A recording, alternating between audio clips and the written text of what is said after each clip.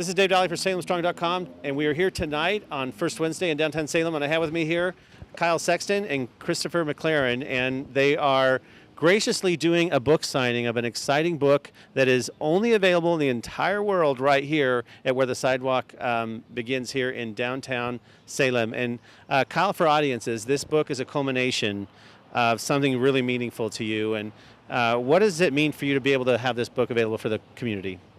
Well, I had 10 years of working down the hall from someone I believe is probably the greatest mentor and servant leader that I'll ever witness in my life. And I was realizing that in my career as it advances that I get out to teach people things that he either taught me or allowed me to learn. And so it felt really selfish in a lot of ways for me to keep all these things to myself. A book is a product that moves faster than any person can.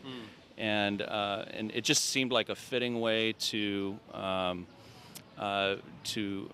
be such a great tribute to a man that touched really a lot of people. Yeah, and tremendous acknowledgement. Our community was acknowledged as our at our first Citizen Award here in Salem, and after he's gone, still having a resounding impact in all our lives.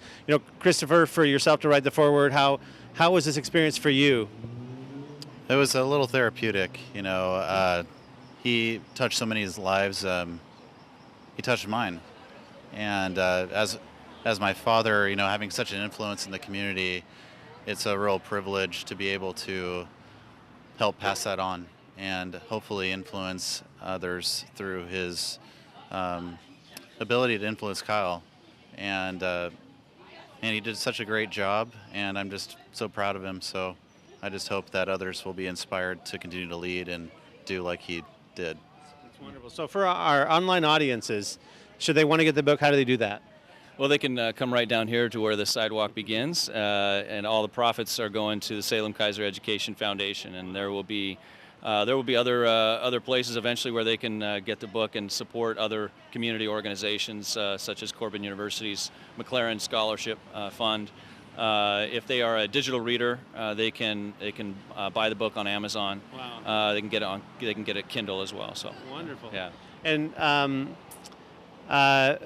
is there a story you could share with our audiences that's really touched you so far just by this book hitting the streets? Wow. Yeah. When we launched, we published this on the 1-year anniversary of Mike's passing, and Chris calls it therapeutic project, but it was especially, I think, therapeutic and cathartic for me because it was a way to remember Mike in a way that I wanted to, something that was really special to me, to be able to share some of the stories and really reflect on, and in a way pretend that I was interviewing Mike and say, what would you say? What would you say about these topics? And I was really having a hard time, and we broke up the book into really one-page chapters, very short little nuggets and very digestible.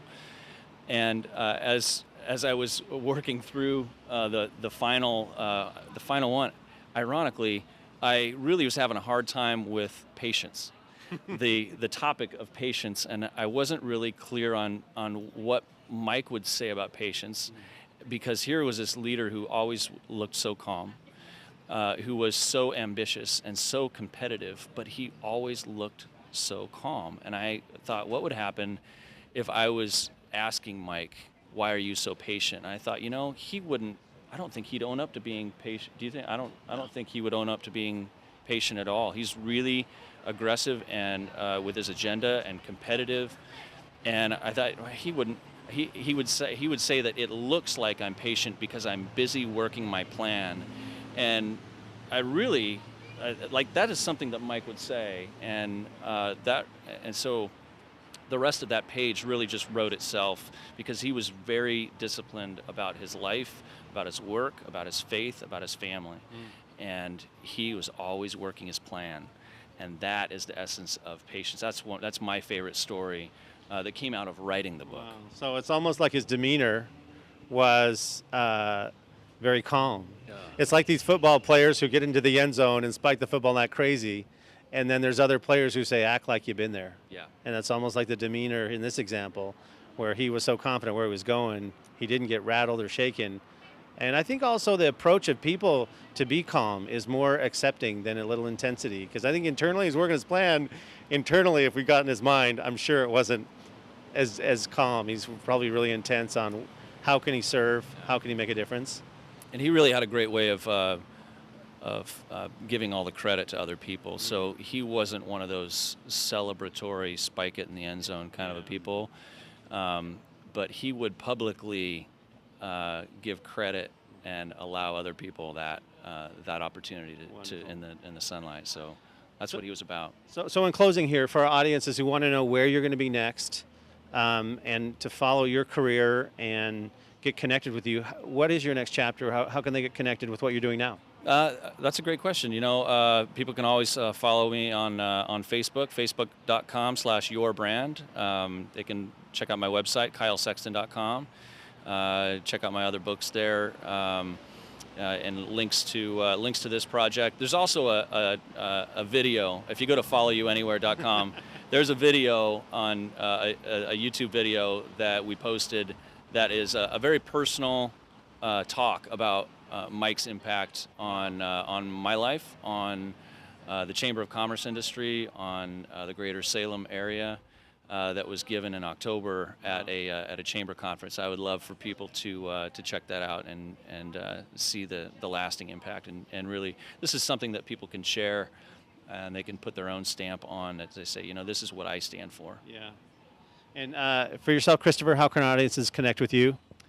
If you can find Kyle, you can find me. I'm in and out of Salem. I live in McMinnville, and call anybody. Call anybody that knows Kyle, and you can probably find me. So that's probably the best way to get a hold of me. Well, thanks for coming out and making a personal appearance to sign this book.